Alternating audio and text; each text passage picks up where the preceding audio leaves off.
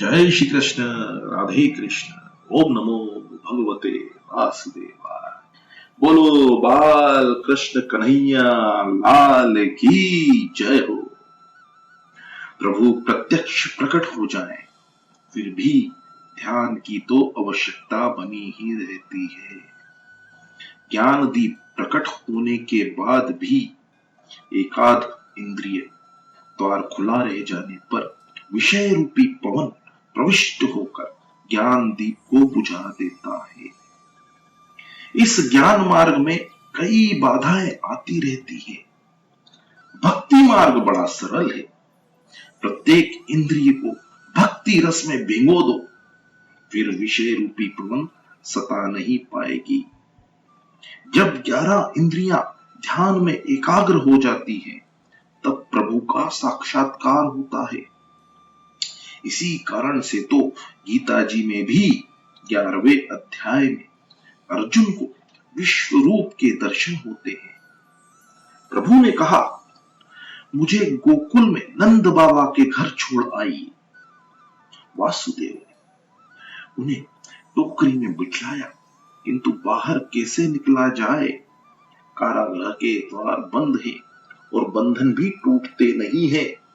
किंतु ज्यों ही टोकरी सिर पर उठाई, सारे बंधन टूट गए। मस्तक में बुद्धि है। जब बुद्धि ईश्वर का अनुभव करती है, तब संसार के सारे बंधन टूट जाते हैं। जो भगवान को अपने मस्तक पर विराजमान करता है, उनके लिए कारागृह के तो क्या, मोक्ष के द्वार भी खुल जाते हैं। हाथ पांव की बेड़ियां टूट जाती हैं। नदी की बाढ़ भी थम जाती है। जिसके सर पर भगवान है, उसे मार्ग में विघ्न बाधा नहीं सता सकती। मात्र घर में आने से नहीं, मन में भगवान के आने पर ही बंधन टूट पाते हैं। जो व्यक्ति वासुदेव की भांति श्री कृष्ण को अपने मस्तक पर विराजमान करता है, उसके सारे बंधन टूट जाते हैं। कारागृह के सांसारिक मोह के बंधन टूट जाते हैं, द्वार खुल जाते हैं। अन्यथा यह सारा संसार मोह रूप कारागृह में ही सोया हुआ है। वासुदेव कारागृह में से बाहर आए। दाऊजी दौड़ते हुए आए। शेषनाग के रूप में दाऊजी दौड़ते हुए आए। शेषनाग के रूप में बालकृष्ण पर छत्र धारण किया। यमुना जी को अत्यंत आनंद हुआ। दर्शन की तृप्ति ही पा रही थी। मेरे प्राणनाथ से मिलना है। यमुना में जल बढ़ गया। प्रभु ने लीला की। टोकरी में से अपने पांव बाहर की ओर बढ़ा दिए। यमुना जी ने चरण स्पर्श किया और कमल भेंट किया। प्रथम दर्शन और मिलन का आनंद यमुना जी को दिया। धीरे धीरे पानी कम हो गया। वासुदेव गोकुल में आ पहुंचे। योग माया के आवरण वश सारा गांव गहरी नींद में डूबा हुआ था। वासुदेव ने श्री कृष्ण को यशोदा की गोद में रख दिया और बालिका स्वरूप योग माया को उठा लिया। वसुदेव ने सोचा कि अब भी उनका प्रारब्ध कर्म बाकी रह गया है। तभी तो भगवान को छोड़कर माया को गले लगाने का अवसर आया है। वसुदेव योग माया को टोकरी में बिठाकर वापस कारागृह आ पहुंचे। ब्रह्म संबंध होने पर सभी बंधन टूट गए थे। अब माया आई तो बंधन भी आ गए। वसुदेव गोकुल से माया को अपने सिर पर बिठलाकर लाए, सो फिर बंधन आ पहुंचा और कारागृह के द्वार बंद हो गए। माया बंधन करता है। भगवान की आज्ञा के कारण ही तो वसुदेव ने बंधन को स्वीकार किया है। अब कारागृह में देवकी की गोद में सोई सोई हुई योग माया रोने लगी। सेवकों ने शीघ्र ही कंस को संतान के जन्म का समाचार दिया। कंस दौड़ता हुआ आया। कहां है मेरा काल, मुझे सौंप दो उसे। कंस योग माया के पांव पकड़कर उन्हें पत्थर पर पीटने लगा, किंतु माया कभी किसी के हाथ में आई भी है क्या? आदि माया ने तो कंस के ही सिर पर एक लात जमा दी और हाथों से छूटकर आकाशगामी हो गई। आकाश में उन्होंने अष्टभुजा जगदम्बा भद्रकाली का रूप धारण किया। उन्होंने कंस से पुकार कर कहा, अरे पापी, तेरा काल तो अवतरित हो गया है और सुरक्षित भी है। कंस ने पश्चाताप करते हुए वसुदेव देवकी से अपने अपराध की क्षमा मांगी। इधर जन्माष्टमी के दिन नंद जी ने 12 बजे तक जागरण किया। शांडिल्य के कहने पर सभी सो गए थे और गहरी नींद में डूब गए थे।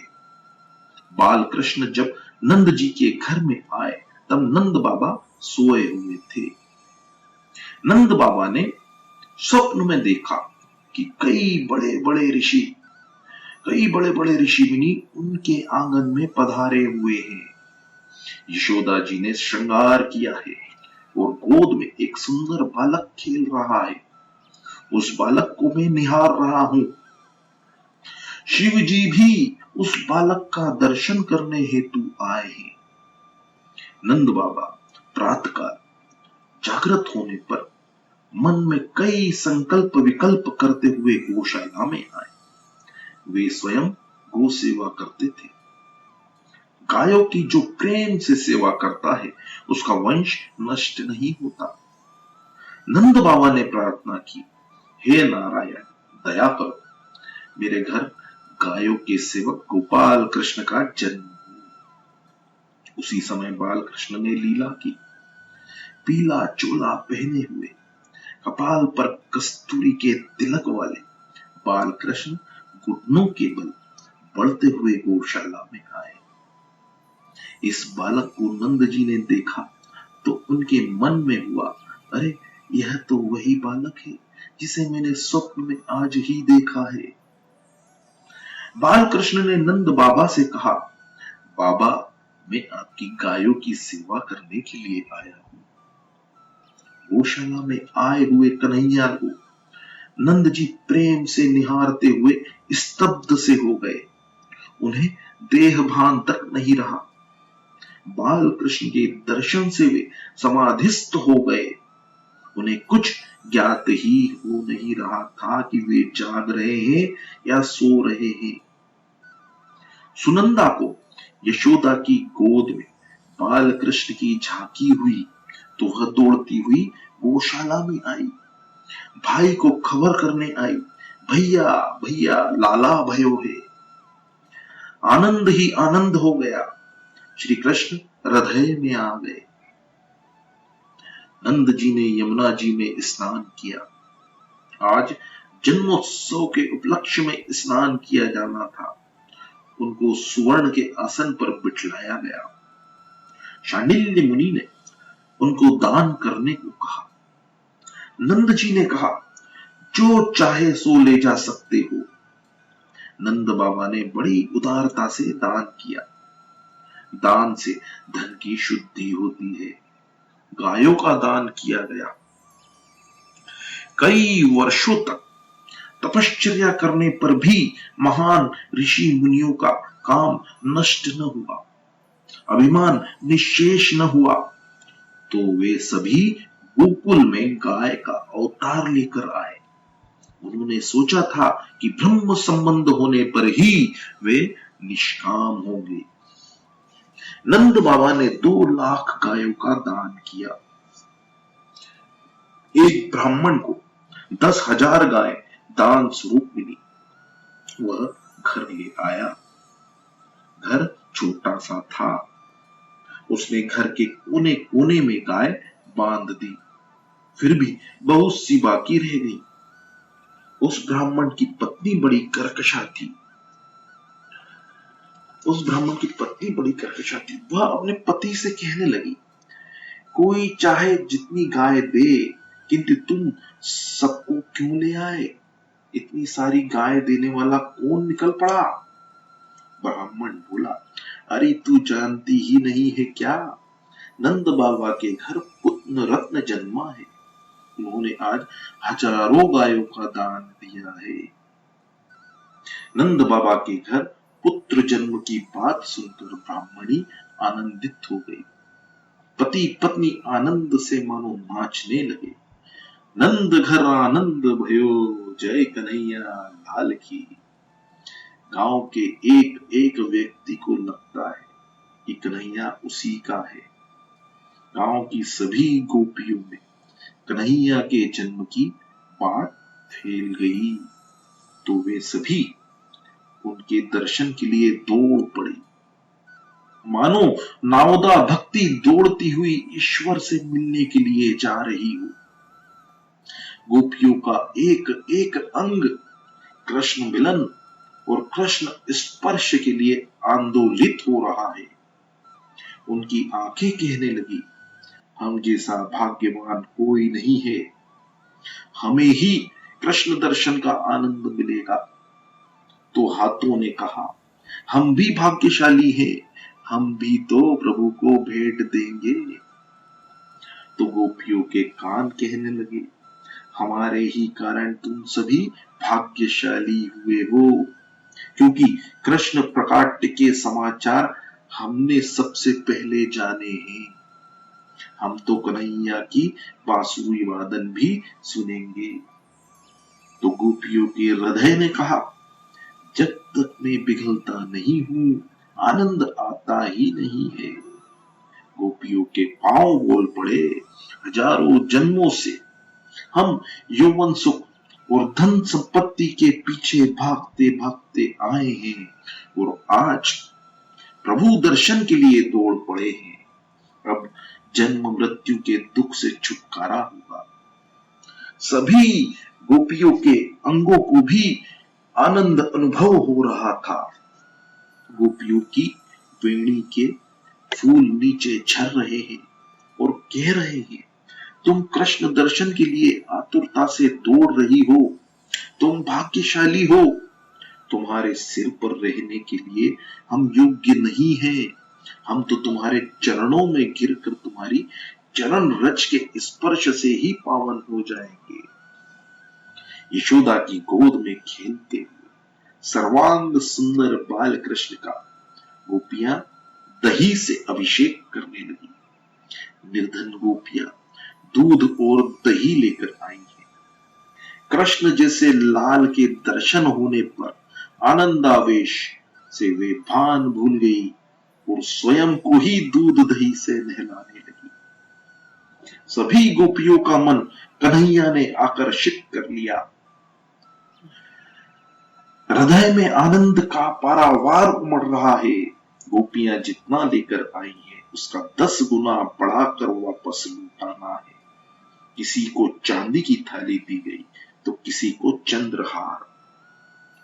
यशोदा जी ने सोच लिया था कि घर का सर्वस्व क्यों न लुट जाए, किंतु सभी का आशीर्वाद और शुभेच्छा पानी है। गोपियां जो कुछ भी मांगे दिया जाए। आनंद में पागल गोपियां कन्हैया की जय जयकार कर रही हैं। एक ने तो कहा, यदि देना है तो मुझे कन्हैया ही दे दीजिए। यशोदा ने उसे अपने पास बिठलाकर उसकी गोद में लाला को बिठलाया। आनंद आनंद आनंद परमानंद। हजारों जन्मों से बिछड़ा हुआ जीव आज प्रभु से मिल गया। ईश्वर से मिलन होने पर जीव आनंद से झूम उठता है। पुरुष तो सभी बाहर रह गए, किंतु गोपियां तो अंदर पहुंचकर आनंद से नाच रही हैं। पुरुष अहंकार अभिमान का रूप है और स्त्री नम्रता दीनता का रूप है। जो गोपियों की भांति नम्र बनकर जाता है, उसे ही ईश्वर की राजसभा में प्रवेश मिलता है। अहंकारी को वहां प्रवेश नहीं मिल सकता। नंद के घर, सभी को आनंद देने वाले के घर परमानंद कन्हैया प्रकट हुआ। सभी के आशीर्वाद प्राप्त करोगे तो तुम्हारे घर सर्वेश्वर आएंगे। सभी का आशीर्वाद लेना वैसे तो बड़ा दुष्कर काम है, किंतु किसी के निश्वास तो कभी न लो। किसी की भी बद्दुआ नहीं लोगे तो तुम भी नंद के समान हो सकोगे। वाणी, वर्तन, व्यवहार और विचार से जो सभी को आनंद देता है वही नंद है। सभी का आदर करो। आदर दान उत्तमोत्तम दान है। सभी जीवों को शिव स्वरूप मानकर सभी का आदर करो। ज्ञानी का लक्षण ही यह है कि उसके व्यवहार से किसी को अशांति और उद्वेग नहीं होने पाए।